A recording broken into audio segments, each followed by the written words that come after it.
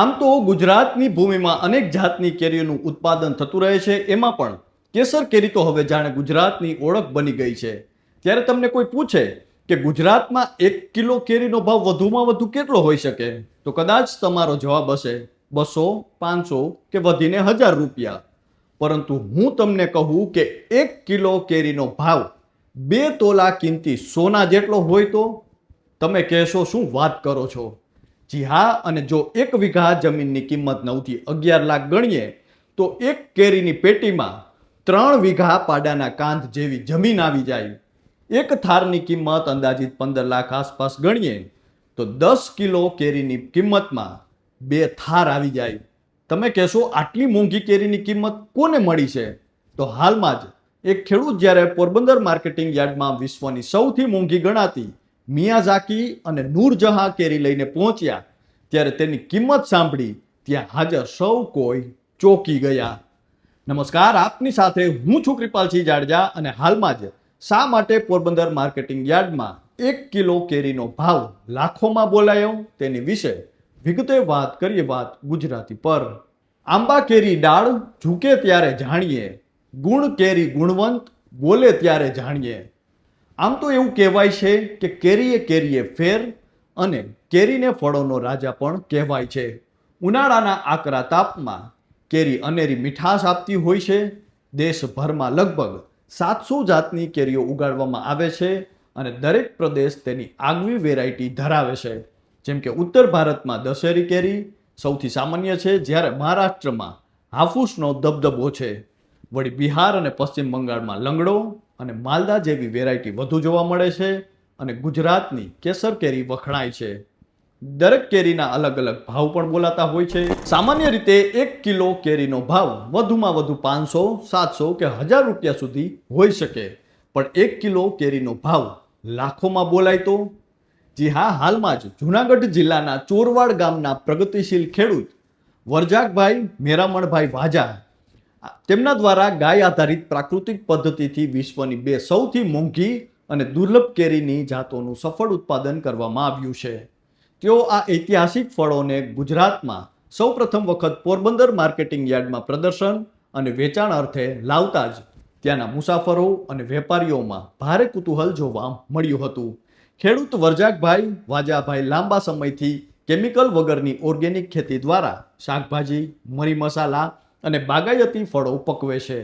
આ વર્ષે તેમણે ગાયના ગોબર અને ગૌમૂત્રના અમૃત સમાન મિશ્રણથી જાપાનની પ્રખ્યાત મિયાઝાકી કેરી અને અફઘાનિસ્તાનની મૂળ ઓળખ ગણાતી એવી નૂરજહાં કેરીના આંબા તૈયાર કર્યા છે.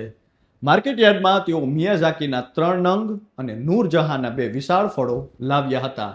ભારતમાં કેરીની અંદાજે 2000 જેટલી વિવિધ જાતો ઉપલબ્ધ હોવા છતાં સૌરાષ્ટ્રની ધરતી પર વૈશ્વિક સ્તરની આ મોંઘીદાટ કેરીઓ ઉગાડવાનો આ પ્રયોગ સમગ્ર ગુજરાતના કૃષિ જગત માટે એક માર્ગદર્શક મિસાલ સમાન સાબિત થયો છે. આંતરરાષ્ટ્રીય બજારમાં જાપાનની મૂળ મિયાઝાકી કેરીની કિંમત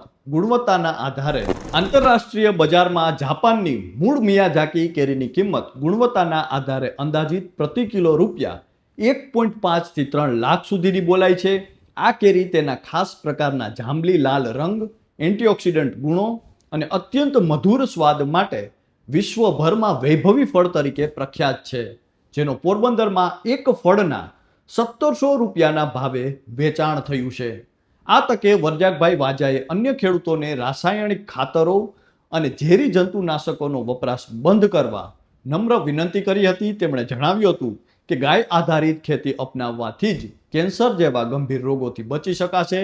તેમણે રસ ધરાવતા તમામ ખેડૂતોને ચોરવાડ સ્થિત તેમના લાઈવ ફાર્મની મુલાકાત લેવા આમંત્રણ આપ્યું હતું.